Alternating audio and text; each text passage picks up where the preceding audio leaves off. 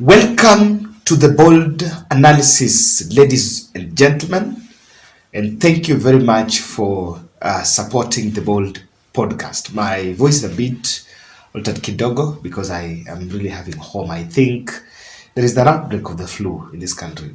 Let's go back to the mask. If you are in public, kama unapanda gari, I think let's resolve to mask because that outbreak I've just realized now.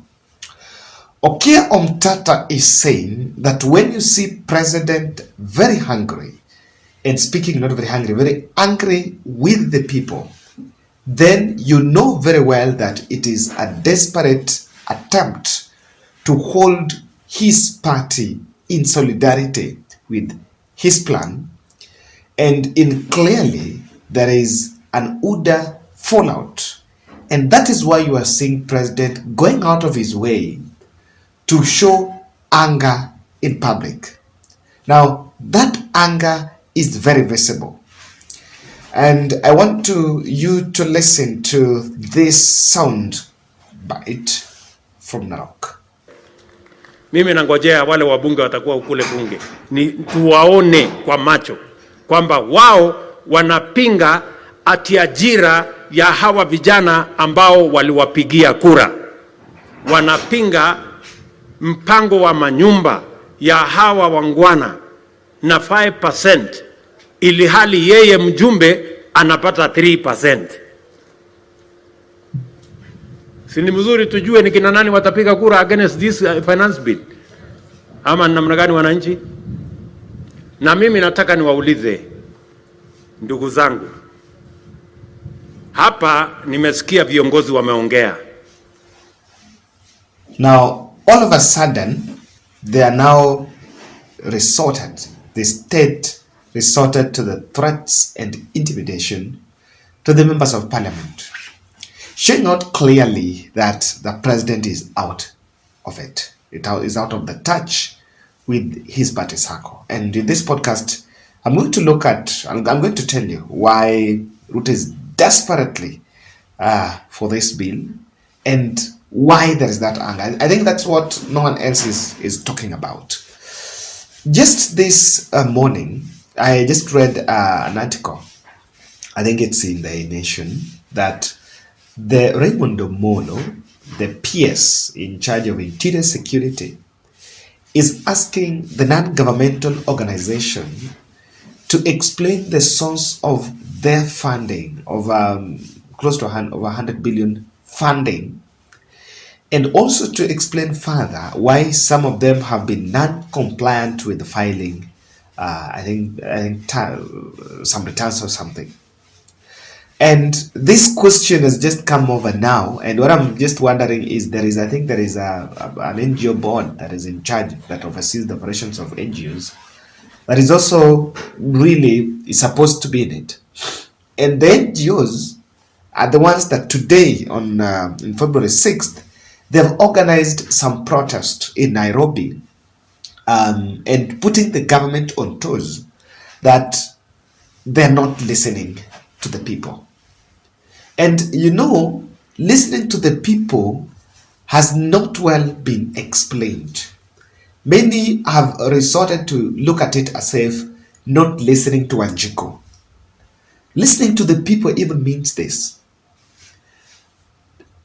The employers are supposed to contribute 3% of the housing levy. Just today in the morning, and let me not divide, I was speaking to a very good friend of mine at HR in a very big organization and big company, and he gave me a scenario. We were just having a pitch about this, and he gave me a scenario. Kevin, we serve 1,200. We have 1,200 staffs, and the minimum amongst Olo and Kidogo is around 30,000, and that is our, not 30, around 20, that 25, that is our security guys at the gate, which of course we've also given to the other company that is providing. That company is not giving that 10%. Now, he was saying, literally, in our payroll, we have 1,000 workers. These 1,000 workers will pay each. They will be paying approximately 1,000 each. They pay 1,000, we give another 1,000. What does that mean? If you multiply that 1,000 times 1,000, it's 1 million. Now, in a year, we have close to some 12 million that we're going to give to the government, and that money goes to the bottom coast. So, by all indications, we'll have to send some people home. I got that. It came out that way. And those are some of the state is not even listening to the companies. You're just being told, and I saw PS Henga bragging the way this bill should be supported by MPs because they are going to raid the payroll employers' account. It simply doesn't add up. And I think it shows you the level of anger, because even the president himself knows that their former advisors of, even those who advised Uhuru Kenyatta, Mwai Kibaki, very senior people, QAs, quantity surveyors, that have sat down with the president, told him, stop this thing. This thing gonna eat kumaliza. Stop this thing. But has decided not. So he's a man that has made himself, and that's why there is beat of that anger. Listen to what Mwalimu Kilemi Mwire. I think they're leading some Mapinduzi something, and he really weighed out on the issue of intimidation. They're supposed to be representing us. The siege is actually from the executive.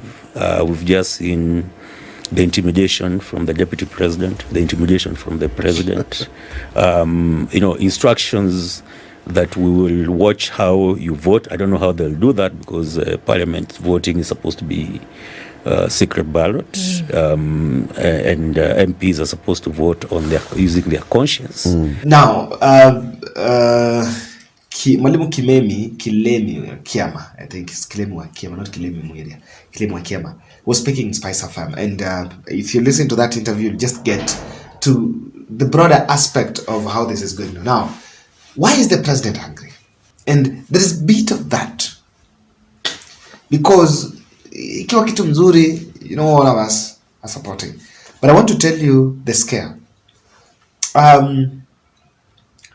It is because those around him have opposed him, because opposition is mocking the current power, and has gotten out of it, because there are those who the opposition has then taken. I know those people. Someone was asking me today that, Kevin, why is Raila not being proactive in calling for mass action before even this bill is passed? Then I said, Kenyans chose William Ruto. Some of us, we sat here to say the truth, and we were not saying, I remember I was not saying that Ruto is a bad choice for the president, but I said that which was being promised, if you're going to vote on the basis of that which you are being promised, then itaturamba. And that's what has happened for some of us. That's what we say, that where are these billions? These billions are not here. And if you're going to vote with your emotions that you're expecting these billions, that know very well, you're going to vote with the emotions because you have been promised these charters and these wheelbarrows and these sewing machines, then know very well that you're being auctioned. You're being fattened for slaughter. And the opposition has already crystallized, and they're now consolidating the masses. And clearly, what is happening here is those who are in Azimio and those who supported the Azimio ideals are also saying something that Kisii Senator Richard Onyonka explained in this video. In fact, the joke we make amongst us in the opposition is how we wish Kenyans would just give Ruto what he wants. Because if Kenyans are complaining, they elected him. Okay. So for us, we are saying, let him increase the tax to 100%. Because Kenyans need to understand, like it has been said before, choices do have consequences. Kenyans are now going, I believe, to sit down and begin to look at ourselves. When we are choosing a presidency, when we are picking a candidate, actually what does the manifesto say? And what this team says is really what people should vote for. And right now in Kenya, we are not voting for anything. In other words, whatever that President William Ruto is doing, in my thinking, deserves the Kenyan public. Because Ruto came in, there are things which he used to say, we in the opposition used to find them outrageous. So that is one of the reasons why your president is very angry. Because the masses are now getting to consolidate against the ideology. You know, and this thing is not about the young people that we are saying. It's not about the hustlers. Even companies and consortium of manufacturers are a bit uncomfortable. And you know, this is the reality. It is true that if the houses are built, then it's going to trigger, it's going to boom bit of the supply chain. It's going to inject some power into the construction supply chain. The smithy, the mason, so fine. But is that not just one narrow line of manufacturing? Now, how about the other supply chains? You know, if you are saying you're building these houses, and yes, the other steel making companies, you know, those in the construction, yes, that supply chain is booming. But how about others? If people doesn't have the purchasing power, then what about other products? Are we not just looking at one thing? And is that now the definition of economic resuscitation? And that's why people say it's a bit of a narrow thinking. When we are saying we are solving one problem, it's on one side now. Are all of us working in the mjengo? Fine. Are all of us, is it going to serve all of us? No. So the other supply chains are also employing people. And we cannot boom one and kill everyone. Now, raiding every payslip to take that 2,001 thou, and one payslip is feeling like a community, a whole family with a high dependency ratio. You know, Kenya, we're socialists. We are not capitalists. They say, hey, we are socialists. Some of us, and some of us now a bit in the public limelight will really understand. You check your WhatsApp and the kind of messages you receive, you're like, you can't have. You just need to. And you get yourself into, you realize that you become a community now. Some of us who are community children, those who grew up in the community. Now, Ruto is getting angry because this is his first budget. And if this budget collapses, if it's not passed, then it will signal a failure. Now, this is the reality. We need to be very factual here. Yes, by 1st June, we should have a financial appropriation bill. It must. So that, because it is through that government moves. Without this bill, by the end of this month, we must have a bill. Yes, we must have a bill. The finance bill must already be processed, because that's what will inform the government way of collecting success and spending in the next financial year. So this bill is not being opposed in totality. I think that needs to be made very clear. But there just beats quite a number that 70% of it does not work. You need a bill, but not just any bill. You need a finance bill, but one that is also a bit friendly. So William Ruto is seeing that while that one clause can be used to shoot down the bill, it can signal a fact that maybe he's failed. That is his first budget. And when you start by your first budget failing, what do you expect? What do you think? And that's why he's a bit angry and scared. And I'm not saying it's validated to do that. The other bit is President spent this country's resources, and I'm not afraid of saying this, to take control of parliament. Quite a number of MPs have been bribed, personal fortunes, and asked to cross over from the minority side to join the majority side. and even election of the speaker, a lot of bribery done to just make sure that the ruling coalition gets the position of the speaker. There have been a lot of things going on. There have been a lot of stuff going on in the background. And President knows very well that he would not want to be seen as if he has lost control of the parliament. And the reason why he's taking this with a lot of interest is because, let me tell you, during Uhuru Kenyatta reign, William Ruto went and captured parliament. Immediately he realized that Uhuru Kenyatta had focused on his track, and after working very closely with Raila, William Ruto rushed and captured parliament. And that is why during when spillover of the breakup of the fallout, there was a scare about there was even a plan to impeach Uhuru Kenyatta as the president. And that is one of the reasons why the relationship between Raila and Uhuru became a bit of a brotherhood of a son who went to father to seek help.